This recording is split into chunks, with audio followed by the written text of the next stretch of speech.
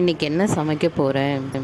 அத்தை இன்றைக்கி ஒன்றும் குழம்பு வைக்கல, கத்திரிக்காய் பொரியல் தான் செய்ய போகிறேன். நீங்கள் பூண்டு மட்டும் உரித்து கொடுத்துருங்க. சரிம்மா, எடுத்துகிட்டு வா. நான் எப்படி கத்திரிக்காய் பொரியல் ரெடி பண்ணேன்னு வாங்க பார்க்கலாம். பாருங்கள், பிஞ்சு கத்திரிக்காயாக இருக்குது. இதில் நம்ம பொரியல் செஞ்சால் பொரியல் அவ்வளோ டேஸ்ட்டாக இருக்கும்.